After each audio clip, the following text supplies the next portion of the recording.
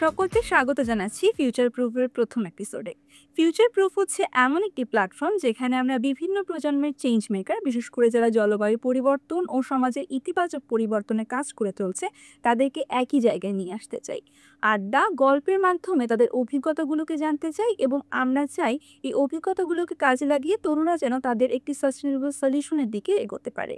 আমি আফরোজা সুরভি, আমরা নতুন নেটওয়ার্কের একজন চেঞ্জ মেকার। আজকের এই আড্ডায় আমার সাথে যুক্ত হয়েছেন বিশ্বের সবথেকে বড় এনজিও ব্র্যাকের নির্বাহী পরিচালক আসিফ সালেহ ভাই। সরাসরি ভাইয়ার কাছে চলে যাব। ভাইয়া কেমন আছেন? ভালো, তুমি কেমন আছো আফরোজা? এই তো ভাইয়া বেশ ভালো আছি। আমরা যেটা দেখতে পাই ভাইয়া, এই যে আমাদের প্রজন্মের ছোটবেলা থেকে বেড়ে ওঠার সাথে সাথে জলবায়ু পরিবর্তনের যে কনসিকুয়েন্স গুলো খুবই বেড়ে চলছে। অস্বাভাবিক বন্যা হচ্ছে, নদী ভাঙন হচ্ছে, তাপমাত্রা বেড়ে যাচ্ছে, কিংবা আমরা আসলে এটা দেখেই বড় হচ্ছি। আমি ছোট করে একটু আপনার বেড়ে ওঠা সম্পর্কে জানতে চাই। কেমন ছিল সেই সময়গুলো? আ আমার বেড়ে ওঠাটা খুব স্বাভাবিক আর ১০ টা মধ্যবিত্ত বাংলাদেশীদের মতোই ছিল। কিন্তু আমার মানে জন্মের পরে আমি ১ম কয়েক বছর কাপ্তাইতে ছিলাম। চিটাগাং হিল ট্র্যাক্সে ওই রাঙামাটির পাশে। এবং তারপরে যখন আমরা ঢাকা চলে আসলাম তখন তারপরে ঘন, ঘন আমরা প্রত্যেক বছর যেতাম কাপ্তাইতে। তো ওই যে প্রকৃতির মাঝে কাপ্তাইতে গেছো কখনো? না, আমার পাহাড়ের ওই সাইডটাতে খুব একটা যাওয়া হয়নি। ওই জায়গাটা একদম অদ্ভুত একটা সুন্দর একটা জায়গা। মানে গাছপালা, পাহাড়, মানে লেক, নদী, কর্ণফুলী নদী। ওই জায়গাতে গেলে একদম মনে হয় যে তুমি প্রকৃতির মাঝখানে আছো। সো ওই একটা বড় এফেক্ট আছে আমার ছোটবেলার ওই কাপ্তাই নিয়ে। কারণ আমার বাবা-মা অনেক বছর কাপ্তাইতে ছিলেন, ১৭ বছর। আমার ভাই-বোন সব কাপ্তাইতে বড় হয়েছে। তো প্রকৃতির সাথে ওখানে একটা বড় রকমের মানে আমার একটা ইয়ে ছিল। তো তারপরে ঢাকায় যখন চলে আসলাম, তারপরেও সেই সময়েও মনে হয় যে তখন তো অনেক ঢাকা তো এরকম ছিল না। ঢাকা ছিল অনেক আমার সেই রিক্সা করে যাওয়া, টিচারের বাসায় বলি বা স্কুলে যাওয়া। আ আ এরকম অ্যাপার্টমেন্ট ছিল না। আকাশ দেখা যেত। আম ই ঋতুগুলো অনেক স্পেসিফিক ছিল। মানে ওই নভেম্বর আসলে ফাইনাল পরীক্ষা যেরকম আসতো, তখন শীতটাও চলে আসতো এবং ডিসেম্বরে খুব কড়া শীত। আমার মনে আছে যে অনেক এরকম আমি আম্মার সাথে রিক্সা করে যাচ্ছি। খুব ঠান্ডা ডিসেম্বরের শীত, যেটা এখন আর দেখা যায় না, না? ডিসেম্বরে হার্ডলি শীত পড়ে। শীত আসতে, আসতে জানুয়ারির শেষ চলে যায়। অল্প কয়েকটা দিন থাকে। গরমও এরকম ছিল না। আমাদের আগে তখন তো বাংলাদেশে একটাই টিভি চ্যানেল ছিল, বিটিভি। আমার মনে আছে আমরা সবাই খবর দেখতাম। খবরের শেষে আবহাওয়া থাকতো এবং আবহাওয়াতে আগামীকালকের সর্বোচ্চ তাপমাত্রা এবং সর্বনিম্ন তাপমাত্রা নিয়ে আলাপ হতো, রাইট? তেমন কোনোদিন আমার ওরকম মনে হয়নি যে ৩৬-৩৭ এর উপরে টেম্পারেচার আমি শুনেছি। এখন তো ৪০-৪১ আমরা হরহামেশাই শুনি। সো ঐরকম গরমও ছিল না। সো এই জিনিসগুলা কনসিয়াসলি আগে কখনো ওভাবে চিন্তা করি নাই যখন আ এই যে জলবায়ু পরিবর্তন নিয়ে চিন্তাভাবনা শুরু হলো তার আগে, রাইট? আপনার ছোটবেলার গল্পটা যখন শুনছিলাম, তখন বারবারই মনে হচ্ছিল যে নিজের ছোটবেলার সাথে কানেক্ট করতে পারছি না। আ আমি যখন বরিশালে বেড়ে উঠি, সেই সময়টাতে যেটা দেখতে পাই, আপনি যেমন বলছিলেন ভাইয়া যে তাপমাত্রা আপনাদের সময় কখনোই দেখেননি যে ৩৬ ডিগ্রির উপরে উঠেছে। আমাদের এখন প্রতি বছরই সেই জিনিসটাই আমাদের দেখতে হয় যে সর্বোচ্চ তাপমাত্রা রেকর্ড ভেঙে যায় তাপমাত্রার। আমরা যারা কাজ করছি তারা বিভিন্ন সময় বিভিন্ন উদ্যোগ নেওয়ার চেষ্টা করছি। কিন্তু সেগুলো আমরা আসলে যখন আমাদের কাজগুলো করতে যাই, সেই জায়গাগুলোতে আমরা বিভিন্ন ধরনের বাধার সম্মুখীন হই। আমাদের অভিজ্ঞতা কম থাকে, আমাদের প্ল্যানিংটা ঠিক থাকে না। যেগুলো কিনা আপনারা যারা চেঞ্জটাকে সরাসরি দেখছেন, ছোটবেলায় একরকম ছিল। আপনারা যখন এখন অনেক বেশি অভিজ্ঞতা সম্পন্ন হয়েছেন, বিভিন্ন জায়গায় যুক্ত হয়েছেন। আমি আপনার কাছে একটু জানতে চাই ভাইয়া, আমরা যে তরুণরা বেশ কিছু উদ্যোগ নিচ্ছি, এই জায়গাগুলোতে আমরা কিভাবে আসলে এক্সপার্টদেরকে কানেক্ট করতে পারি? বা আমরা কিভাবে একসাথে জলবায়ু পরিবর্তন মোকাবেলায় কাজ করতে পারি? হ্যাঁ, আমার কাছে আসলে মনে হয় কি, মানে এই যে তুমি যেটা বললে তোমার রিয়ালিটি যেটা, আমার রিয়ালিটি থেকে অনেক ডিফারেন্ট এবং আমার বাবা বা আমার নানা, দাদা এদের রিয়ালিটি আবার আমার থেকে অনেক ডিফারেন্ট ছিল। তো তার মানে প্রতিটা জেনারেশনেই আম আমাদের এই বেসলাইনগুলো চেঞ্জ হচ্ছে। মানে রিয়ালিটিগুলো পরিবর্তন হচ্ছে এবং পরিবর্তনটা ভালোর দিকে যাচ্ছে না, রাইট? তো তার মানে আমার আ আমাদের ফান্ডামেন্টালি আমাদের এমন কিছু আমরা করছি এই পৃথিবীতে যে জিনিসটা আম পরিবেশকে ধ্বংস করছে। তো তার মানে আমাদেরকে ফান্ডামেন্টালি মৌলিকভাবে কিছু জিনিস পরিবর্তন করতে হবে, রাইট? তো এখন আমি আবারও বলছি যে এক্সপার্টদের কাজ কিন্তু এক্সপার্টরা করবে, যে এরা বলছে যে আমাদেরকে অনেক বছর ধরে ওয়ার্নিং দিচ্ছে, এটা কিন্তু খুব খারাপ হচ্ছে। এবং আমরা জানি যে পৃথিবীর উষ্ণতা বাড়ছে এবং আম চেষ্টা করা হচ্ছে পলিসি মেকাররা উষ্ণতাকে কীভাবে কম কম কম রাখা যায়। সো এটা যদি আমরা করতে না পারি তাহলে আমাদের এই আম বরফ গলবে। আমি খুব সিম্পলিস্টিক্যালি বলছি, এবং বরফ গললে পানি বাড়বে পৃথিবীতে। পানি বাড়লে অনেক দেশের অনেক অংশ তলিয়ে যাবে। বাংলাদেশের 17% আমরা জানি 2047 নাগাদ তলিয়ে যাওয়ার সম্ভাবনা আছে। তো তাহলে এই জিনিসগুলো এক্সপার্টরা প্রেডিক্ট করছে এবং বলছে।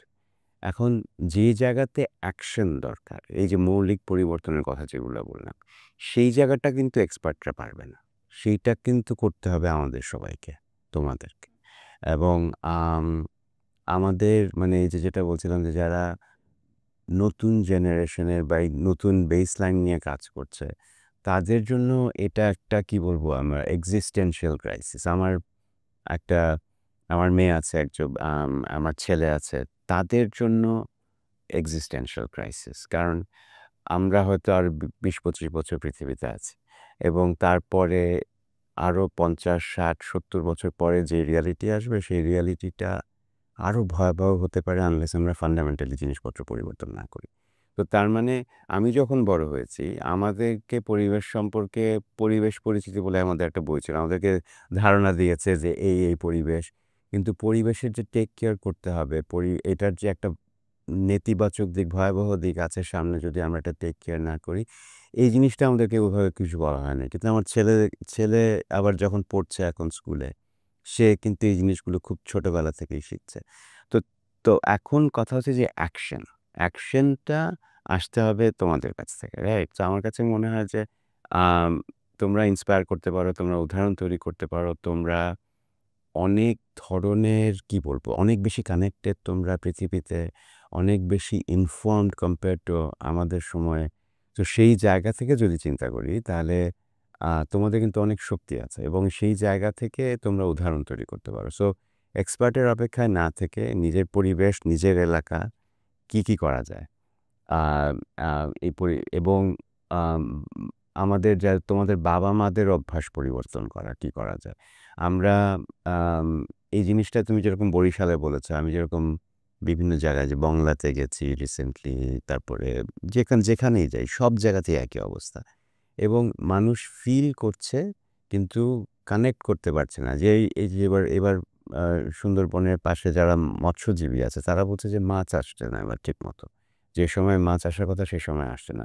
আসলে যেহেতু পৃথিবীর সমস্ত আমাদের আমরা আসলে সবাই তো কানেক্টেড। এটা একটা ব্যালেন্সের মধ্যে কাজ করে। যে এই মুহূর্তে ব্যালেন্সটা যখন না থাকে, এই আম জীব-জন্তু, মানুষ, পশু-পাখি, পরিবেশ, গাছপালা, সেই জায়গাতে তখনই অস্বাভাবিক জিনিসগুলো করতে থাকে। তো তুমি গাছ লাগাতে পারো, তুমি তোমার ওয়েস্ট ম্যানেজমেন্টে কাজ করতে পারো, তুমি একটা পার্টিকুলার সাইড নিয়ে কাজ করতে পারো জলবায়ু পরিবর্তনের, এবং নিজের এলাকাটা যদি একটা উদাহরণ তৈরি করতে পারো, তারপর এরকম যদি তোমার মতো আরও অনেক চেঞ্জ মেকার সারা বাংলাদেশে ছড়িয়ে পড়ে। এবং আমি দেখি যে আজকাল পরিবেশ সচেতনতা ইয়াংদের মধ্যে যেরকম, আমাদের তার কিয়দংশও ছিল না। তো তাহলে আমার মনে হয় একটা বড় রকমের পরিবর্তন আসবে। নিজের ভয়েসটাকে অলসো সামনে আনতে হবে, যে এটা যে একটা বড় ইস্যু। এবং আমি দ্য সেক অফ ইয়েটাকে বলি যে এটাকে এনজিও ইস্যু হিসেবে দেখা উচিত না একদম। যে আমরা একটা সময় মনে করতাম এই ইস্যুগুলো নিয়ে খালি এনজিওরা কথা বলবে, সরকারের কত কিছু লোক কথা বলবে, অ্যাক্টিভিস্টরা কথা বলবে। এইটা এটা হলে হবে না একদমই। এটা নিজের এক্সিস্টেন্সিয়াল ক্রাইসিস সামনে, যে আমি আমার বা পরিবারের আ বিপদ হলে যেরকম একটা আর্জেন্সি নিয়ে কাজ করব, এবং সেই আর্জেন্সিটা নিয়ে আমাকে কাজ করতে হবে। ভাইয়া আপনি যখন কথা বলছিলেন, আমি বেশ মনোযোগ দিয়ে আসলে সেই বিষয়গুলো শুনছিলাম। কারণ আমার কাছে অনেকগুলো বিষয় আমি অটোমেটিক্যালি কানেক্ট করতে পারছি। আমার একবার সুযোগ হয়েছিল একটা যেখানে মাইগ্রেশন হয়ে আসেন জলবায়ু পরিবর্তনের কারণে বরিশালের লঞ্চঘাট এলাকায় একটা রিসার্চ ডাটা কালেকশনের। তো ওই জায়গাটা থেকে যখন আমরা ডাটা কালেকশনের জন্য যাই, বেশ কিছু নদী ভাঙন এরিয়ার মানুষদের সাথে আমাদের কথা হয়, যারা কিনা তাদের সবকিছু হারিয়ে চলে এসেছে। ইউনিয়নের পর ইউনিয়ন আমাদের বিভাগে কিন্তু নদী ভাঙনে বিলীন হয়ে যাচ্ছে। কিন্তু আমরা যখন তাদেরকে জিজ্ঞাসা করি যে, "আপনারা কি মনে করেন এই যে নদী ভাঙন হচ্ছে, এগুলো কেন হচ্ছে?" ওনাদের সোজা উত্তর থাকে একটাই, "এগুলো আল্লাহর গজব।" এবং আমি জানি না তুমি জানো কিনা যে গত ১ দশকে একমাত্র বরিশাল থেকেই বাংলাদেশের জনসংখ্যা কমেছে।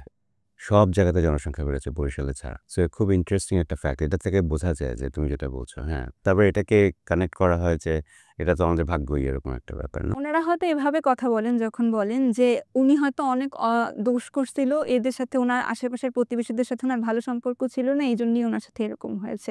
সেটা যেমন স্থানীয় লোকেদের সাথে আমাদের কথা হয়েছে, স্থানীয় ইয়ুথদের সাথেও আমাদের কথা হয়েছে। যারা একদম কমিউনিটি বেইস তরুণ যারা কাজ করছেন। তাদের মধ্যে আসলে তারা তাদের সমস্যাটাকে সমাধান করতে চাইছে। কিন্তু তাদের নলেজ গ্যাপ, বিভিন্ন জায়গাতে তাদের জ্ঞানের অভাব। এইটা নিয়ে আসলে আপনি কি মনে করেন? আমি আসলে তুমি যে কথাগুলা বললে খুব ইন্টারেস্টিং যে তুমি ওই যারা জলবায়ু পরিবর্তন বা নদী ভাঙনের জন্য মুভ করেছে এবং তাদের সঙ্গে তোমার কথা বলে একটা অন্যরকম ইনসাইট হয়েছে। আসলে ওইটা আমি ২ ভাবে মানে সলিউশনের পার্সপেক্টিভ থেকে যেহেতু আমরা সমাধানের কথা চিন্তা করি বা পরিবর্তনের কথা চিন্তা করি ২ ভাবে দেখি। একটা হচ্ছে যে নদী ভাঙনের জিনিসগুলো তো আসলেই মানে একদিকে যেরকম আনলেস আমরা ওরকম করে এম্বাঙ্কমেন্ট তৈরি করি বিভিন্ন জায়গাতে এবং সেটাও করা দরকার। সেটা না হলে থামানো যাবে না এবং মানুষ মুভ করবে। এটা ধরে নিয়েই করতে হবে, কাজ করতে হবে। তো এইটার সঙ্গে মানুষের জীবিকার সম্পর্কও জড়িত এবং তারা নতুন জায়গাতে এসে বা যে জায়গাগুলো লবণাক্ততার জন্য নষ্ট হয়ে যাচ্ছে বা চাষাবাদের উপযুক্ত না, সেই জায়গাগুলোতে আমরা কিভাবে আর নতুন ধরনের কৃষিকাজ করব, এটা হচ্ছে জীবিকা নির্ভর এটাকে যেটাকে আমরা বলি ক্লাইমেট অ্যাডাপ্টেশন। পরিবর্তন হচ্ছে এটার সঙ্গে আমরা অ্যাডাপ্ট করে কাজ করছি। এখানে এক ধরনের কাজ দরকার। আর আরেকটা যেটা কাজ যেখানে আমার মনে হয় যে আরো বেশি তরুণদের সম্পৃক্ততা দরকার সেটা হচ্ছে যে পরিবেশের ব্যাপারটা, এনভায়রনমেন্ট। যে আমরা পরিবেশটাকে কিভাবে রক্ষা করছি। তুমি যেটা বললে নলেজ গ্যাপ একটা অ্যাবসলিউটলি একটা ক্রিটিক্যাল জায়গা। তো সেই জায়গাতে সচেতনতার ব্যাপার আছে। কিন্তু আমাদের ফাউন্ডার ব্র্যাকের সরফরাজ হাসান আবেদনী একটা কথা বলতেন যে awareness without action is meaningless. So আমি খুব সচেতন হলাম কিন্তু তারপরে কিছুই করলাম না। তাহলে এটার কোনো লাভ নাই। সো সচেতনতার পাশাপাশি এটাকে আমাকে অ্যাক্টিভ হতে হবে, রাইট? আমাকে সক্রিয় হতে হবে। সচেতনতা আর সক্রিয়তা পাশাপাশি হতে হবে। তার মানে সক্রিয়ভাবে আমি কি করতে পারি? এখন যে বিষয়টা হচ্ছে ভাইয়া ধীরে, ধীরে এই যে আমাদের আলোচনার বিষয়ে জলবায়ু পরিবর্তন কিংবা এর ইমপ্যাক্ট গুলো কোন, কোন জায়গাতে সবথেকে বেশি আমাদেরকে আঘাত করছে, এই বিষয়টা সম্পর্কে আমরা আসলে খুব স্বাভাবিক ডিসকাশন এ চলে যেতে চাচ্ছি। দৈনন্দিন যে সমস্ত জিনিসপত্র দেখছি, সেগুলার সাথে কি এটাকে কানেক্ট করা যায়? কানেক্ট করতে পারব? বেশ ভালোভাবে কানেক্ট করা যায় ভাইয়া। যেমন আমরা যেটা করি, আমাদের বেশ কিছু বাজে অভ্যাস আছে। আমরা ধরেন বাসা থেকে বের হয়ে যাচ্ছি, আলোগুলোকে বন্ধ করছি না। চলে যাচ্ছি নিজেদের মতো। আমরা হয়তো কোনো একটা সেশন রুমে গিয়ে বলছি যে জলবায়ু পরিবর্তনের জন্য আমাদের একসাথে কাজ করতে হবে, আমাদের পরিবেশ বাঁচাতে হবে, গাছ লাগাতে হবে। কিন্তু আমি যদি বিদ্যুতের অপচয়কে কমিয়ে আনি, আমি যদি হচ্ছে আমার আমি কাজ করে পানির ট্যাপটা হয়তো ভুলে অন করে রেখে যাচ্ছি। এতে কিন্তু আমি নিজ থেকেই পরিবেশের ক্ষতি করছি। তবে এটাকে যদি আমি ওভারলুক না করে আমার নিজ জায়গা থেকে আমার দৈনন্দিন জীবনে একটা পরিবর্তন আনতে চেষ্টা করি, তাহলে কিন্তু অনেকাংশে জলবায়ু পরিবর্তনের ভয়াবহতা কমাতে আমি কাজ করছি। আমরা দেখি যে জলবায়ু পরিবর্তনের কারণে যে খারাপ ইমপ্যাক্টটা পড়ছে, তাতে সবথেকে বেশি ক্ষতিগ্রস্ত হচ্ছে নারী এবং শিশুরা। যেহেতু সবসময় এই বঞ্চনার দিকগুলো আছে এবং সবচেয়ে বেশি সো সেই জায়গা থেকে এজন্য ডেভেলপমেন্টের অ্যাজ উই নো ইট এটার একটা সেন্ট্রাল পয়েন্ট সবসময় নারীরা ছিল এবং এই জিনিসটাকে আরেকটু নিবিড়ভাবে গবেষণার মাধ্যমে দেখার চেষ্টা করছি যে অ্যাকচুয়ালি হেলথে কি ইমপ্যাক্ট হয় এবং আমরা নওগাঁ এবং সাতক্ষীরাতে ২ টা উপজেলাতে খুব ডিটেইলে এনালাইসিস করছি এবং গতকালকে টিম এসে আমাদেরকে একটা ফার্স্ট রিপোর্টটা দিল এবং তুমি যেটা বললে যেটা আমরা আগে অ্যানেকডোটালি ভাষা জানতাম, আমরা কথা বলে জেনেছি এবং এটা খুব ভালোভাবে এস্টাবলিশ হয়েছে যে নারীদের স্বাস্থ্যের উপরে কি ব্যাপক ঝুঁকিটা বেড়েছে এই জলবায়ু পরিবর্তনের কারণে লবণাক্ত পানি খাওয়ার কারণে এবং এখানে প্রেগনেন্সি রিলেটেড ইস্যুগুলো অনেক বেশি বেড়েছে। এবং তো তার মানে এটা তো ডিরেক্টলি ইম্প্যাক্ট করছে আমাদের ভবিষ্যৎ জেনারেশনকে, তাই না? সো এখন এইখানে ভালো পানির ব্যবস্থা করা, এইখানে কিভাবে ক্লাইমেট রেজিলিয়েন্স বাড়ানো যায়, এইখানে আমাদের একটা সমাধানের কাজ করতে হবে। যেরকম আমরা বাংলাতে রেইন ওয়াটার হারভেস্টিং নিয়ে কাজ করছি, যে বৃষ্টি যখন পড়ে তখন ওটাকে একটা বড় ট্যাঙ্কে সংরক্ষণ করে আমরা বিভিন্ন বাসায় ট্যাঙ্কগুলো দিয়ে দিয়েছি। তখন এগুলোকে ফিল্টার করে তারপরে যখন শুষ্ক মৌসুমে এই পানিটা খাওয়া হয়। কিন্তু তার মানে দাঁড়াচ্ছে যে কিন্তু কুকিংয়ের জন্য যে পানি দরকার, গোসলের জন্য যে পানি দরকার, এই সমস্ত জায়গাতে দেখছি আমরা প্রায় 70-80% মানুষের স্কিন ডিজিজ হচ্ছে, এবং তার মানে এই পানি থেকেই তো হচ্ছে। তো নানাবিধ এই ধরনের চ্যালেঞ্জ একটা গ্রো করছে। সো সো এখন বিশ্বের যে অবস্থা দাঁড়িয়েছে, যে আমরা এতদিন তো চিন্তা করছিলাম যে এগুলো কাজ করতে অনেক অর্থায়নের দরকার আছে, এগুলোর জন্য বাংলাদেশের মানুষ রেসপন্সিবল না, পশ্চিমা বিশ্ব রেসপন্সিবল, ক্লাইমেট জাস্টিসের পার্সপেক্টিভ থেকে অর্থায়ন আসা উচিত বাইরে থেকে।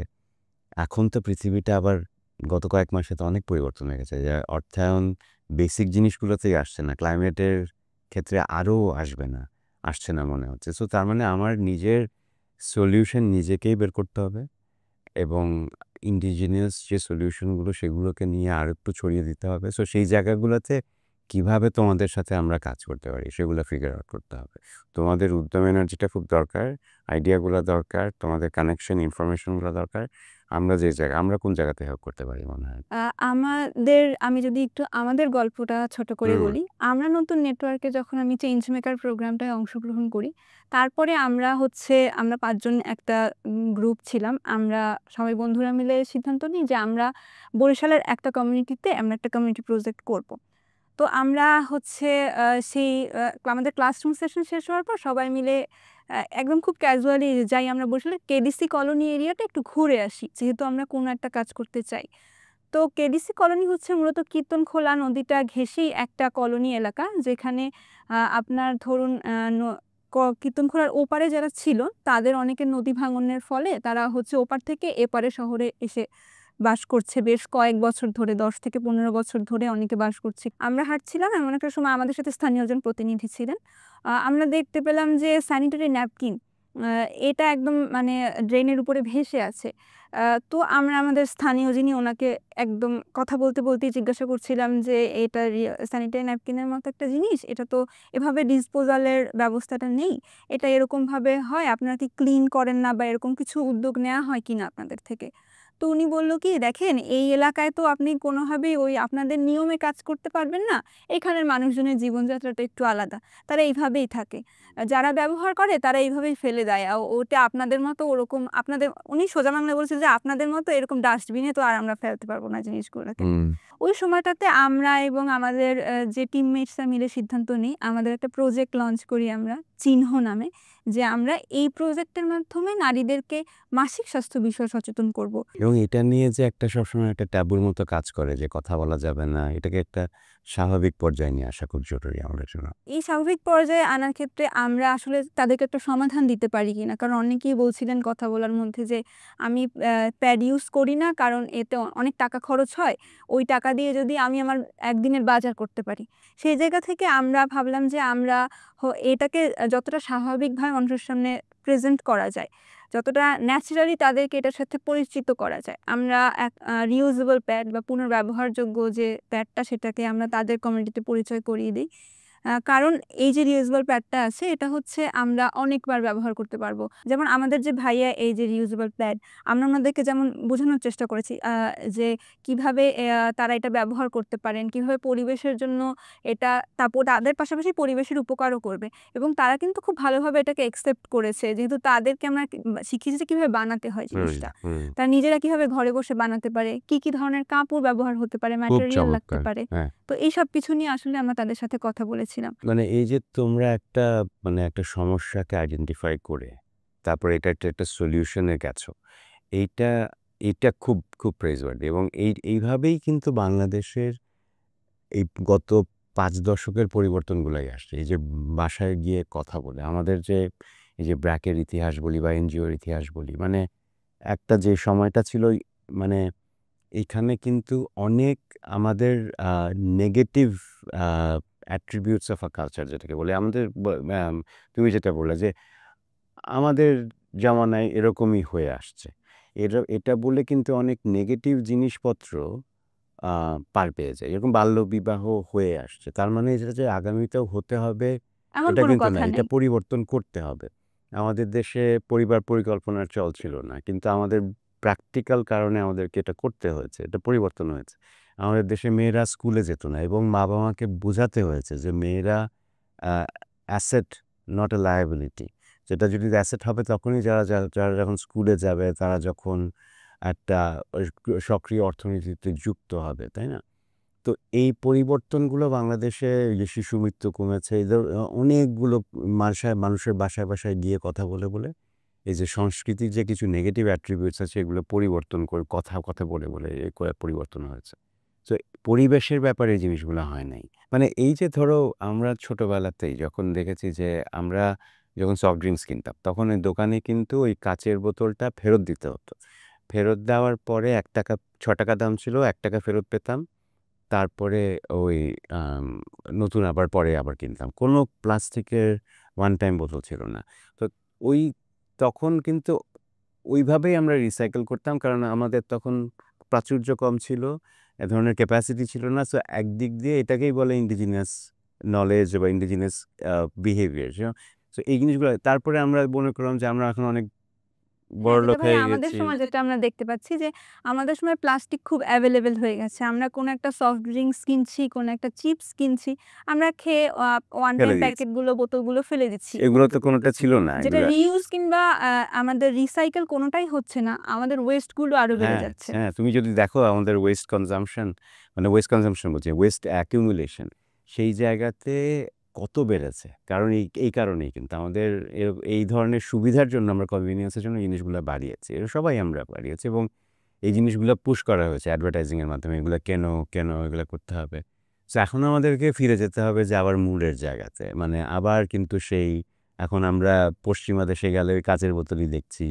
আমরা আবার রিসাইক্লিং এই যে ওয়েস্ট কমানো, জিরো ওয়েস্টের কথা বলা হচ্ছে। এই জিনিসগুলা এটা কিন্তু বিহেভিয়ার চেঞ্জ। পরিবেশের ব্যাপারে এই ধরনের সচেতনতা এই যে ছোটবেলা থেকে যদি আসে এবং এই উপায়গুলো যদি বের হয় যে আমরা কনজিউম করব কম তাহলে আম আবার একটা বড় রকমের পরিবর্তন আসবে। কিন্তু এই পরিবর্তনটা তোমাদের এখান থেকে শুরু করতে হবে আরকি এবং আমাদের এখান থেকে আমাদের কাছ থেকে সবার থেকেই আসবে। কিন্তু এই প্রজেক্ট করার ক্ষেত্রে আমরা যেটা দেখি যে আমরা একটা সেশন নিচ্ছি, ব্যানারটা পিভিসি করতে হচ্ছে বাধ্য হয়ে। কিন্তু তখন আমাদের মাথায় আসলো যে আমাদের কার্যক্রমে আমরা হচ্ছে পরিবেশের ক্ষতি না করে সচেতনতা কার্যক্রম কিংবা যেকোনো কার্যক্রম কিভাবে করতে পারি। আমরা চটের ব্যানার ব্যবহার করা শুরু করলাম আমাদের প্রজেক্টের জন্য। পুরো আমাদের ক্যাম্পেইনে আমরা কোনো প্লাস্টিক ইউজ করি নাই। আমাদের হচ্ছে কমিউনিটিতে যাওয়ার জন্য একটা আইডেন্টিফিকেশন এর দরকার পড়ে। তখন মনে হলো যে আইডেন্টিফিকেশনটা তো আবার আইডি কার্ড যদি নেই সেটা প্লাস্টিক। হুম। তো আমরা তখন সিদ্ধান্ত নিলাম যে আমরা ইকো ফ্রেন্ডলি আইডি কার্ড ব্যবহার করতে পারি কিনা। আমাদের পুরো প্রজেক্টের মূল লক্ষ্যটাই ছিল এরকম যে আমরা সচেতন করব নারীদের তাদের মাসিক স্বাস্থ্য সম্পর্কে কিন্তু সেটা যেন পরিবেশের ক্ষতি করে না হয়। হ্যাঁ, এই উদ্যোগগুলাই আসলে পরিবর্তনগুলো আনবে এবং এই জায়গাগুলো তোমার কমিউনিটিতে তুমি চেঞ্জ করছো এবং আমার মনে হয় যে ১ম দিকে এটা করতে গিয়ে সবাই অনেক কোথাও খুঁজে পাওয়া যাচ্ছে না বেশ ভেন্ডর, চ্যালেঞ্জ হয়ে যায় ভাই বেশ আমাদের জন্য চ্যালেঞ্জ যে হয়ে যায়। কোথায় পাটের ব্যানারগুলো কিন্তু তৈরি করাটা পুশ সোজা করতে হবে। হবে, হ্যাঁ, পুশ করতে হবে। তারপরে তখন একটা ডিমান্ড যখন তৈরি হবে, তখন ওই ইকোসিস্টেমের মধ্যে অন্য কোম্পানি তৈরি হবে যারা এই জিনিসগুলো তৈরি করছে। আমরা যেরকম দেখছি যে এখন কিছু কোম্পানি এই ধরনের রিসাইকেল প্রোডাক্ট তৈরি করছে। যেরকম প্লেট তৈরি করছে ইয়ে থেকে, পাট থেকে। তো এই ধরনের থেকে কোকোনাট আ গা ইয়ে পা শোল সুপারি থেকে, পাতার হ্যাঁ, খোল সুপারি থেকে পাতার খোল কাজ থেকে। করা হ্যাঁ, হ্যাঁ, হচ্ছে। হ্যাঁ। সো এই ধরনের জিনিসগুলো আস্তে যত ডিমান্ড বাড়বে, তত অলসো ভায়াবল হবে। মানে একটা প্রাইভেট সেক্টর অর্গানাইজেশনের কামার পক্ষে। তো আমার মনে হয় তখন আরেকটা তরুণ হয়তো উদ্যোক্তা নিবে যে এই ধরনের জিনিসগুলো আমরা তৈরি করি। কারণ এগুলো একটা ডিমান্ড আছে। সো এভাবেই আস্তে পরিবর্তন আসে। পরিবর্তন আসলে কিন্তু একদিনে আসে না। পরিবর্তন একটু করে আসে মানে এবং কিছু আসে পলিসি পরিবর্তনের মাধ্যমে, কিছু আসে অ্যাক্টিভিজমের মাধ্যমে, কিছু আসে প্রতিবাদের মাধ্যমে, কিছু আসে এই যে কিছু আ উদ্যোগের মাধ্যমে। তারপরে সবাই মিলে যখন আস্তে আস্তে এই জিনিসগুলো দেখে তারপরে দেখবে যে তুমি ৫-৭ বছরে একটা অনেক ৫ বছর আগে আমরা যেখানে ছিলাম ৫ বছর পরে আমরা আগিয়েছি ৫ বছর পরে। এখন কথা হচ্ছে যে পরিবেশের ক্ষেত্রে, ক্লাইমেটের ক্ষেত্রে আমাদের আর্জেন্সটা আমাদের হাতে অত সময় নেই। সো হ্যাঁ, আমাদের পাশাপাশি আর্জেন্সিটা ভাইয়া অনেক অভ্যাসগত বাড়াতে হবে। পরিবর্তনটা তৈরি করা আসলে তো একটা দীর্ঘমেয়াদী প্রক্রিয়া। এক্সাক্টলি। সো কিন্তু অভ্যাস অভ্যাসগত পরিবর্তনের ব্যাপার পরিবর্তনটাই আসলে অনেক বেশি জরুরি হ্যাঁ, আমাদের এই বর্তমান তো সময়ে। অনেক সময় অভ্যাস পরিবর্তনের ক্ষেত্রে পলিসি একটা বড় রোল প্লে করতে পারে। যখন সরকার থেকে বলে দেয় যে তুমি পলিথিন ইউজ এটার করতে পারবে ব্যবহার না। করতে পারবে না। ব্যান করে দেওয়া হয় তখন হ্যাঁ, আমরা পাটের বস্তা বা পাটের ব্যাগগুলো ব্যবহার করতে বাধ্য হই। বাধ্য হয়। তখন ওইটা একটু অসুবিধা হয় সাময়িক সময়ে। কিন্তু কিন্তু তারপরে খাপ খাইয়ে মানুষের নিতে মানুষের ওটা তো আল্টিমেট রেজাল্টে অভ্যাসটা আমাদের জন্য পরিবর্তন হয়। একটা বেশ কিন্তু ভালো এইটা খুব ইফেক্ট ফেলে। জরুরি। মানে আমাদের অফ কোর্স এখন অনেক রকমের জীবিকার ইস্যু আছে। এগুলো সবকিছু চিন্তা করতে হবে। কিন্তু আমরা এখনো চিন্তা করতে পারছি না যে বিকজ অনেক সময় ডেটা অ্যাভেইলেবিলিটি নাই যে পরিবেশের ক্ষতি যে আমাদের স্বাস্থ্যের উপরে কত বিশাল ইফেক্ট ফেলছে আমাদের সবার প্রতি। মানে এবং সেই জায়গাগুলাতে আমার এখন পলিসি পরিবর্তনের প্রয়োজন এবং পলিসি পরিবর্তন হবে তখনই যখন এই যে মানুষ আরো জোরদারভাবে এই দাবিগুলো করবে। এটাকে খালি জীবিকার ইস্যু হিসেবে দেখবেন না। ভাইয়া বেশ কিছু কথা বলছিলাম আমরা পুরো কনভারসেশন জুড়ে। আমাদের সকলকে মিলে কাজ করতে হবে, বিহেভিয়ার কিছু চেঞ্জ আনতে হবে, আমাদের অ্যাকশন নিতে হবে, ইমপ্যাক্টফুল কাজ করতে হবে। আপনি তো ব্র্যাকের মতো একটা অর্গানাইজেশনের নির্বাহী পরিচালক হিসেবে কাজ করছেন বেশ অনেকদিন ধরে। তরুণদেরকে খুব কাছ থেকে দেখার সুযোগ হয়েছে, কমিউনিটির বিভিন্ন বিষয়গুলো সম্পর্কে জানার সুযোগ হয়েছে। তরুণদের কাছে আপনার প্রত্যাশা কি? কেমন তরুণদের কাছে কেমন ভবিষ্যৎ আশা করেন আপনি? তরুণদের কাছে আমার আ প্রত্যাশা আমি বলব কিন্তু তুমিও আমাকে বলবে তোমার প্রবীণদের কাছে আমার মতো তোমার প্রত্যাশা কি? অবশ্যই ভাইয়া। সেটাও বলবে। আমার প্রত্যাশা হচ্ছে যে I'm everybody is a change maker. So তোমার তরুণরা মানে বেসিক্যালি যেটা বলছিলাম যে অনেক বেশি কানেক্টেড, অনেক বেশি ওয়েল ইনফর্মড। তোমরা যেভাবে কাজ করে ইন্সপায়ার করতে পারবে পুরো জাতিকে, পরিবর্তন যেভাবে আনতে পারবে, সেভাবে আর কেউ পারবে না। ২ নম্বর জিনিস হচ্ছে যে অলসো কিছু সমাধানের জায়গা থেকে মানে এই যে লোকাল ইন্ডিজিনিয়াস সলিউশন এই জিনিসগুলো তোমরা কিছু পরিবর্তন এনে দেখিয়ে দাও যেটা সম্ভব যে এবং যেহেতু তোমাদের এই আমাদের মতো আগেকার ব্যাগেজ নাই এবং তোমরা পরিবেশের ব্যাপারে আরও অনেক বেশি সচেতন তাহলে এখন এই পরিবর্তনটা শুরু হোক তোমার বাড়ির আশেপাশে এবং সেই জায়গাতে ওই রকমের আর্জেন্সি স্পিড তোমাদের ভয়েস তোমাদের কানেকশন তোমাদের রিসোর্সফুলনেস সব কিছু নিয়ে ঝাঁপিয়ে পড়তে হবে। এবার আমাদের প্রতি কি এক্সপেকটেশন সেটা বলো। আমাদের কোনো একটা উদ্যোগে যেন আপনাদের অংশগ্রহণ থাকে কিংবা আমাদের অ্যাডভোকেসির জায়গাগুলোতে যেন আমরা খুব কাছ থেকে আপনাদের সহায়তাগুলো পাই। আ তাহলে যেটা আমরা মনে করি তরুণরা যে আমাদের তরুণদের জন্য অনেক বেশি সহজ হয় যখন আমরা এক্সপার্টদের অভিজ্ঞতাগুলোকে কাজে লাগিয়ে বর্তমান সময়ের সমাধানগুলোকে আনতে পারি। তো ধন্যবাদ ভাইয়া। ওকে বেশ ডিল ভালো লাগলো ডিল ডান তাহলে ভাইয়া আপনার সাথে যে আমরা একসাথে কাজ করব। একসাথে কাজ করবো। আজকের আমাদের এই আড্ডায় আমরা বেশ কিছু বিষয় নিয়ে আলোচনা করলাম। কিভাবে আমরা তরুণরা একটা সাস্টেইনেবল সলিউশন এর দিকে আগাতে পারি। কিভাবে আমরা শুধুমাত্র সচেতনতা না, আমাদের কার্যক্রমগুলো যাতে সমাজের জন্য ইমপ্যাক্টফুল হয়। পাশাপাশি অভিজ্ঞদের কাছ থেকে আমরা বেশ কিছু পরামর্শ পেলাম আমাদের আসিফ সালেহ ভাইয়ের কাছ থেকে। এই আড্ডা তো চলতেই থাকবে। চোখ রাখুন আমাদের সোশ্যাল মিডিয়া প্ল্যাটফর্মে এবং যুক্ত থাকুন ফিউচার প্রুফ এর সাথে। ধন্যবাদ সকলকে।